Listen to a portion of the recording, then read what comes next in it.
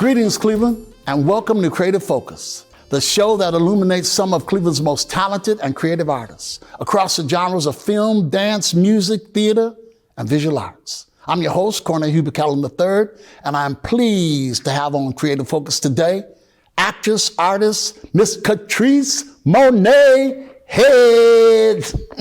Thank you so much. Katrice, welcome to Creative Focus. Girl, let's chop it up. Yes, thank you, Cal. You have so much, style and grace. Mm-hmm. I recall attending a show at the Dobama Theater, and after the show, I was waiting, and you were waiting for a ride, and I just happened to glance over there, and I said, wow, who was that?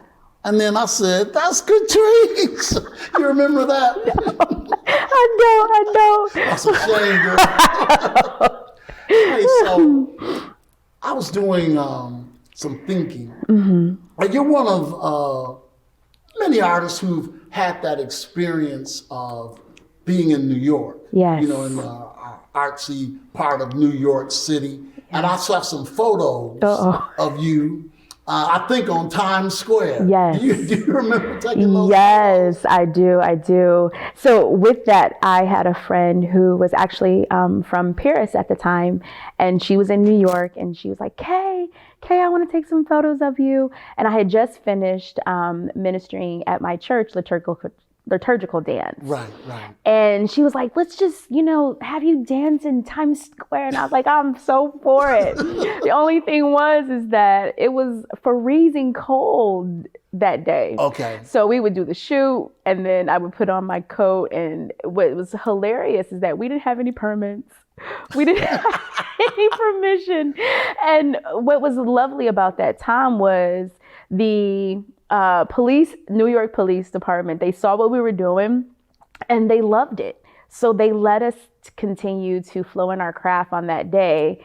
And it was amazing. I will never forget that experience. It later exhibited in Australia. I'm telling you, those were just fabulous Thank you. Photos. Thank you. So tell me, where did all the creative juices come from, Miss Katrice Monee Headd? Tell me about that. Where did that? Well, I grew up in a creative family. I was the one who was always dancing as a kid around in the house. I began to draw at a young age. I was involved in choir at the church and began to direct and sing before the age of 8. So I was directing a full choir, leading solos. I was mentored by one of the organists there who is no longer with us, but I just was taken in. And at my church, what was interesting is that we used to always have all these plays. And I was involved in the plays, and we would have rehearsals and fashion shows. And when I wasn't doing that, I was at home, make believe, I line up my bears. You always hear people talk about that. It's so real. So I would line up all my stuffed animals, and I was like, all right, this is what we're doing today. I would do, act like I was in a classroom teaching or give a full sermon. But yeah, okay, it was so awesome. Do you remember your first performance? The first time you were actually on stage? I do, but only because of video. Okay. So it was at, we did a Christmas play for my church, and I was the woman at the well, and I had a full solo. And recently I just found the video of that, and it was like, it was always in me to do. It's my sweet spot. It's where I'm most comfortable. So what is the audition process for you? I mean, I know a lot of multi-talented individuals like yourself don't have to audition. Directors call you. But when you do audition, I mean, what's the process like for you? It's terrifying. It's terrifying, but also rewarding. I think for me, the preparation of auditioning and putting yourself out there, and it's this constant thing of, in theater, they say you learn to deal with rejection or not, and how well you handle rejection, or the process of just presenting who you are authentically and how that fits into the character. And through the years, I've struggled with auditioning, but at the same time, it's such a bonding moment for actors and performers, because it's where you all get to commune, and everybody's nervous, but just to encourage one another, see each other's talents, and esteem each other in that way. So I want you to name one of your most memorable performances, in your opinion. I mean, you've had so many, but just give me a couple that stand out in your mind, where you know you killed it. You know, there are times when we're in shows, and there's certain nights when we just know we got the audience. You know what I'm saying? Yeah.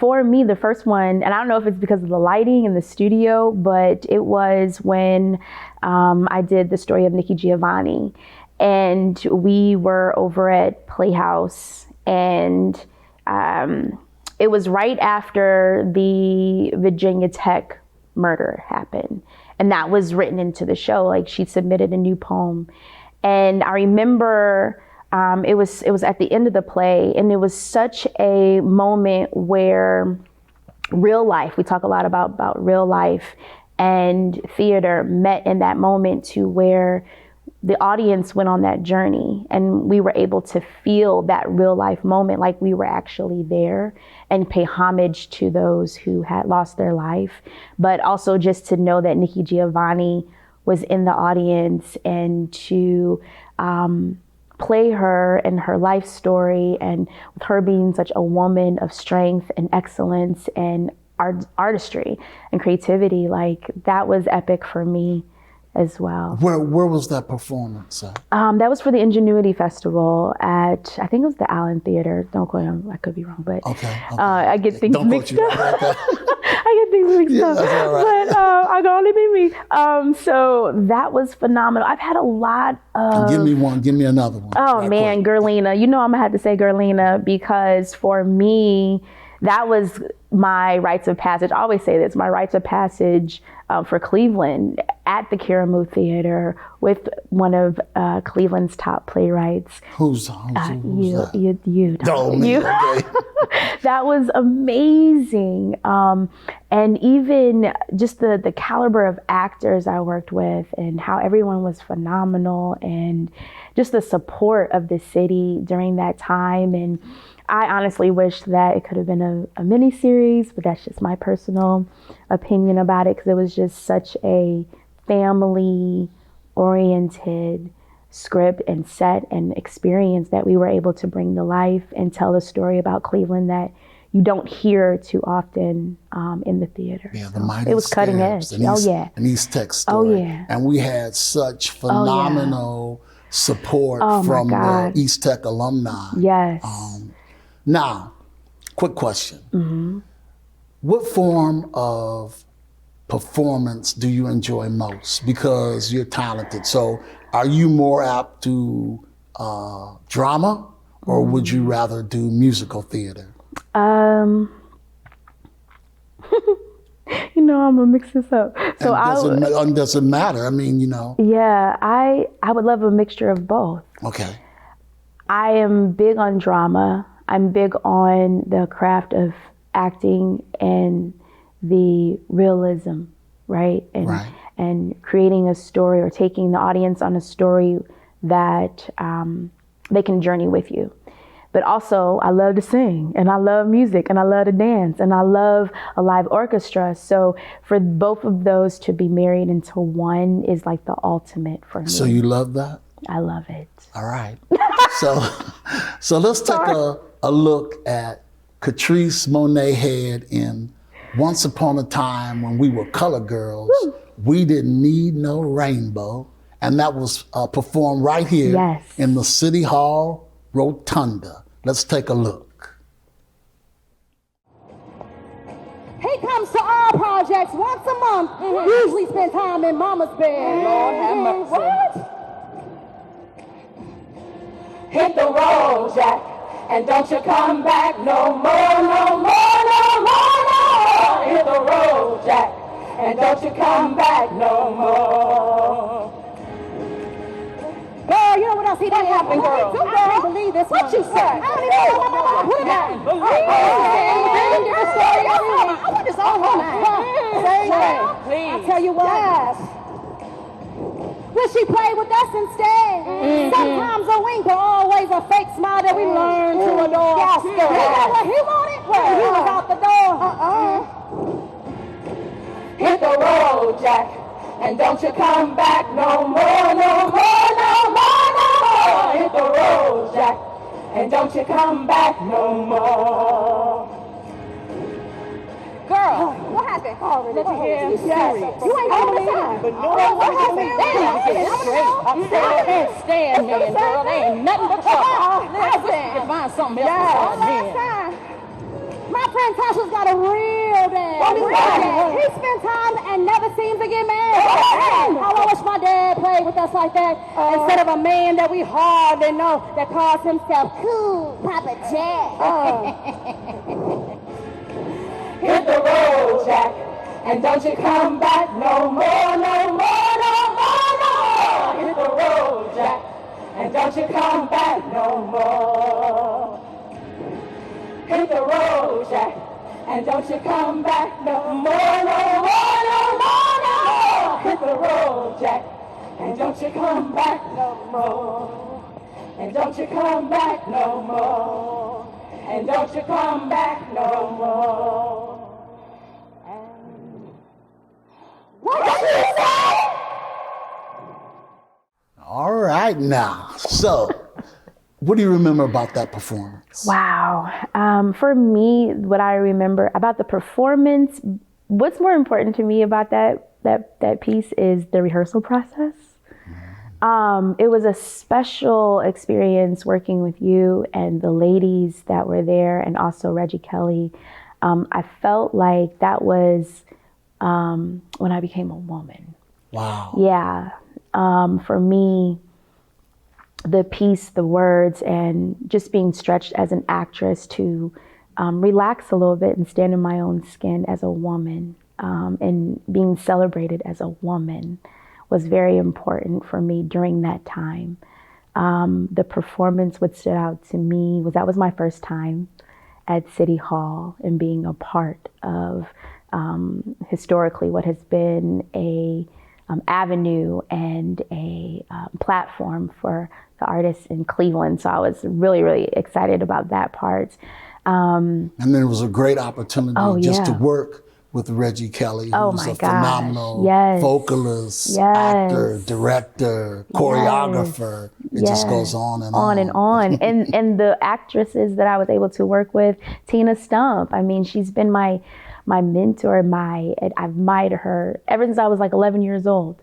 You know, I first came and she was the first Black woman that I saw sing opera in a church. Wow. And now I'm like, oh my God, I'm on stage with her. And Christina Johnson. Yes, Christina Johnson. Awesome. Just the list. It was a phenomenal cast. Phenomenal show. Yes. Do you have particular directors that you enjoy working with? And I say that because, you know, our directors are different. I came out of the silver realm where, you know, normally they tell you everything to do. And then you have other directors who kind of like set you on your own. Yeah. And I had difficulty once coming out of working with the Silvers to a director who would say, hey, you know, do your own thing. I'll pull you in or I'll pull you back. Yeah. And what about you? I've worked with a lot of directors. My favorites, it's really interesting. I thought about this question. I'm like, oh my God. Yeah, because you know when you start naming favorites, people will be calling you and texting you. You know, I would say, and I'm going to say that I have enjoyed working with most every director that I've worked with, even the ones, I'm not gonna name no names, but even the ones that I felt like, well, I ain't getting nothing. We ain't getting nothing. Exactly. But in hindsight, looking back, that was a space for me, and she was pushing me to evolve as an actor and to own. She was giving me rights, creative rights, to really launch forward out of a particular box that I was in. But some of my favorites are yourself. Thank you. I love working with you. I think because you come from that world, you get it, and your communication, how directors communicate to actors is important. And you allow for the work to speak, but then you speak on the work in making sure that we tell the story and making sure that it's real.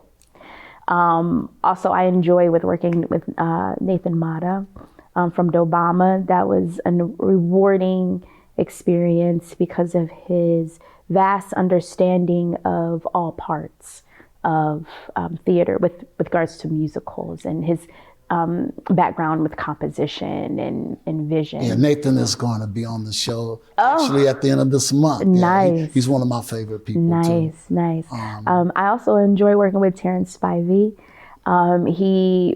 He had the other version of me. So by the time I was working with other directors, he really helped me to understand and see my value as an actor.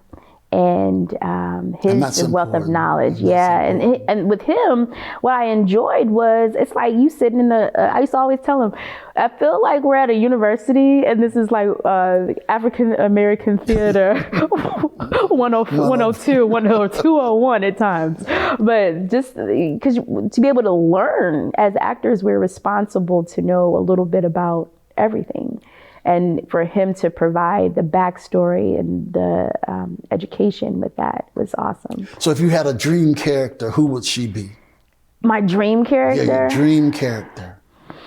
I would say a cross between Anita from West Side Story. You see how my whole posture just changed? I would love to be Anita from West Side Story. That's my dream role. Have you ever auditioned for West Side Story? I have. I've been in West Side Story actually twice. Okay. So, but I've never auditioned for that part yet. I wasn't old enough or, but yeah, I would love to be Anita. What do you enjoy most about performing? I enjoy the ability to take people on a journey about performing. I enjoy the healing aspect of performing and how it really can care for the audience with them knowing it, like subconsciously or consciously. And it's such a beautiful art form, and I think those are the two things that I enjoy. And also the families that are formed. Okay. Yeah. So let's take a look at Katrice Monee Headd in a scene from The Mighty Scarabs. June Bailey came to my open house last week. My teacher said, "Oh, your dad is nice." I asked her how she knew he was my dad. She said, "You look like him. You even walk like him." Well, people can see resemblances in anyone if they look hard enough. Last week, Miss Cook was at Choice. It was crowded with the regulars. I was behind the meat counter. I heard Miss Cook tell Mother White that you were messing with 3 or 4 other guys when I was born. She said you didn't know who my daddy was. Miss Cook is a nosy. I told you who your daddy was, Gabby. It bothered me all this morning, so I asked June Bailey if Eddie Kane was my daddy. He just looked at me. Then I asked him if he was my daddy. He walked away. Why did he answer me? But June Bailey had been feeling like himself lately. But June Bailey always answers my questions. I remember I asked him what a scarab was. He said it was an Egyptian beetle. Who's my daddy, Mama? Is it June Bailey? Is it Eddie Kane? Is it Killer? Look, I told you who your daddy is, Gabby! You don't know, do you? Mrs. Cook was right. I know who your daddy is. Eddie Kane is your daddy. Eddie Kane is your daddy. Say it! Eddie Kane is my daddy! Eddie Kane is my daddy. Eddie Kane is your daddy. And Miss Cook should have come and asked me. I wouldn't know things like that. Now I know that I have not made the best choices when it comes to men. I am my mother's daughter and the Chapman women.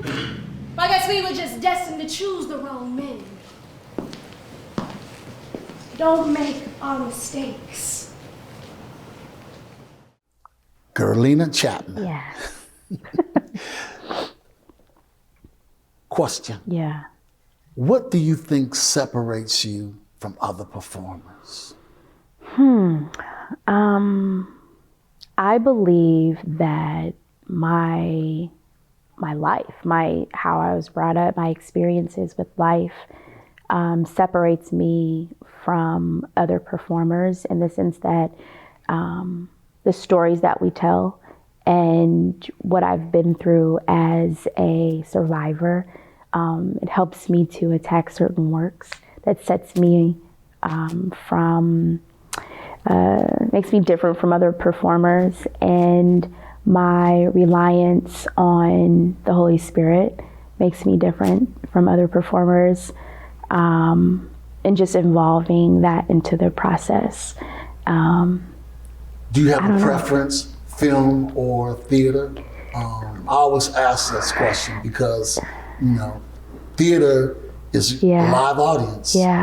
Film, if you make a mistake, you can just go back and do it again. A lot of actors feed off of that audience. What about you? I love both. I've grown to love both, and I would say that theater is my favorite. Even though I love film, has a special place, but I prefer live theater. Is it the audience interaction? Yeah, it's real time. It's the audience interaction. It's the interaction with the cast. It's the unknown, the quick thinking on your feet. Like when you drop an earring on the stage. You gotta keep going. You pick it up, right? Like, your connection, your timing, everything. I love it. And each show is different based upon the audience and what they bring, and wrestling through that is awesome. So let's flip the script. Okay. Let's talk about your art. Yes. Where did the inspiration come for your creativity? You're a fabulous artist. I've got quite a few of your paintings in my loft. So where did that come from? Actually, I started off as a visual artist. When I was young, I used to draw in my room all the time, just draw. I would send my father drawings of women like this, actually. And so it's something that was marinating, and it was an art form that I was in touch with when I was a child and broke away from it. And then I came back to it a little bit later in life, and I'm so happy that I did. How would you define success for an artist? Yes. Is it monetary? Is it? For me, success is execution. Being able to actually execute that which is inside of you and see it manifest on whatever its platform is. So if it's on wood, if it's on foam board, if it's on glass, if it's on an outfit, if it's on a piece of wood for earrings, just to execute that execution of that art. And there's a bonus if somebody purchases the art. That for me is the bonus. What are some artists that you admire? I admire Whitney Austin, a lot of female artists, and also Jeff Beckham, which are local artists, meaning that I know Whitney's from Cleveland, and then Jeff is from Chicago. But the reason why I love their art is because it tells a story. It's truthful, it's vibrant. But I've also seen them grow as entrepreneurs as well. Do you think being an artist impacts other parts of your life? Yes. How? Yes. It's my world. It's my income. It's my breath of wealth. It's my breath of well-being, or even it's my therapy. When I'm in my vein of doing art, I am better for it. When I'm on stage, when I have a show that I'm working on, it's when I'm my authentic self. Wow. Yeah. So how does an artist place a monetary value on a painting or a piece of artwork? Is it based upon how long you worked on the piece? Is it based upon the materials, the painting, the paint, the brushes? Is that how it's based, or is it just intrusive? It's just what you feel. Yeah, sometimes it's what I feel. We talk a lot about the worth and what is it worth. And obviously some of my artwork, I feel like they're my babies. Like I've birthed this out, and really there's no monetary, like you couldn't pay enough for it. But I understand that there's the market scale. Sometimes it's depending on the materials, the cost of materials, and the time spent. Sometimes it's like, wow, like the painting that is behind you, that is a piece of work that took like 2 years, so it varies. I think for me, making sure that it's quality art and that it speaks to the worth of what the person is getting. Oftentimes the foundation of the creation of the art is, what effect is this going to have on the buyer? What effect is this going to have on the person whose home it's going to adorn? And what effect is it going to have on that person? And to me, that's a value that is it's worth. So let's talk about your work. Your work here. The lady in the blue dress. I love blue. So Yes. So what was the inspiration? Does it have a title? What's the inspiration for it? Which one? You talking about this one over here? The blue one, the one over here. Yes. This piece is very special to me. A lot of my work comes out of conversation. So with this piece, it tells the story of, I was listening on the phone talking with my mentor about a girl who was struggling with her identity, struggling with overcoming being violated physically. And what I began to paint was her standing in her healed self, her standing in her well self, her standing in wealth and prosperity and wisdom, and her being in her own skin comfortably, no matter what she had been through. And the success of triumph and her getting through to the other side. I think sometimes, like, my art in the past has been kind of dark because I was in a dark place, and being able to paint from a place of healing and glamour and how we sparkle and what happens when we are on the other side. Does that painting have a title? It does. I'm really bad at this because I forget the names of my paintings. I can't remember what the name is. Okay. I'm sorry. But I have it somewhere. What about the painting right there? Yes. So this one actually has been in the works for, I started on this in 2018. This one celebrates, Yeah. And sometimes my paintings, like, they'll sit. This was actually a woman. We had one of our creative nights, and, I was like, oh my God, let's paint you. Strike a pose. And we build up off of that. This is a collaboration piece. And then a couple of years went by, I did nothing with it. And then recently I pulled it out and I said, you know what? Let's celebrate the Caribbean, the Afro-Caribbean. Let's celebrate women in their beauty of Carnival and our Afro-Cuban background. And this is my homage to that. And is there a title for that? This is, I can't remember the title. Okay, so I'm not even going to ask you about the title for the one behind me. No, this but what about Freedom is Dope. It's on there, actually. Okay, so what's the title of the one behind me?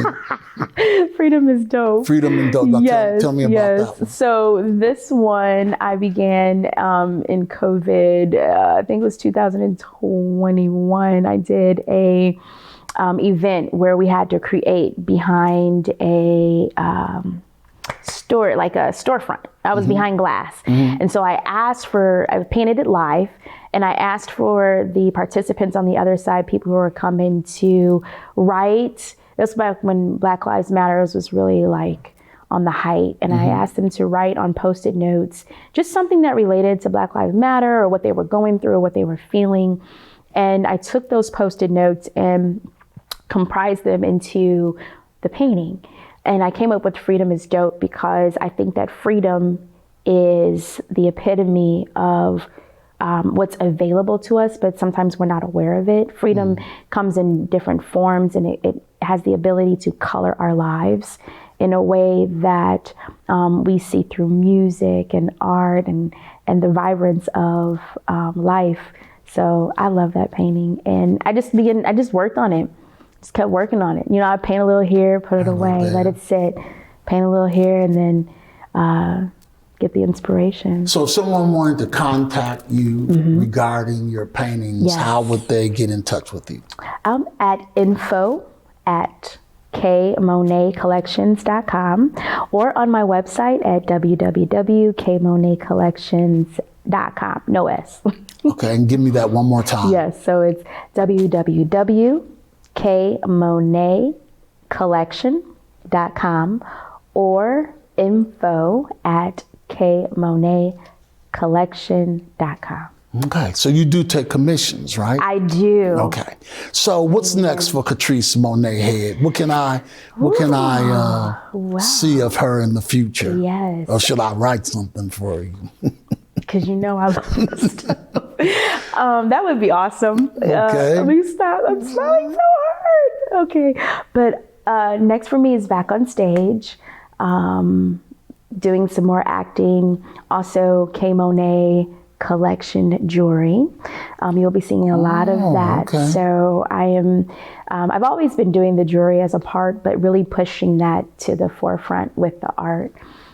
Singing more music from me. I'm getting into singing, and just, I love to sing, but a lot of people don't know that I do that as well. So just all forms, just more of KMonee. More KMonee on Times Square. Yes. Yeah, that Yes. KMonee. Okay. Yes, yes. Well, thank you for being on the show. Thank you for having me it was wonderful. I'd like to thank my special guest, Katrice Monee Headd, for hanging out with me today on Creative Focus. So that's it, Cleveland. We're out. But remember, a true artist is not only inspired, but inspires others. I'm Cornell Hubert Calhoun III for TV20 and Creative Focus. Until the next time becomes our time, be well, be safe.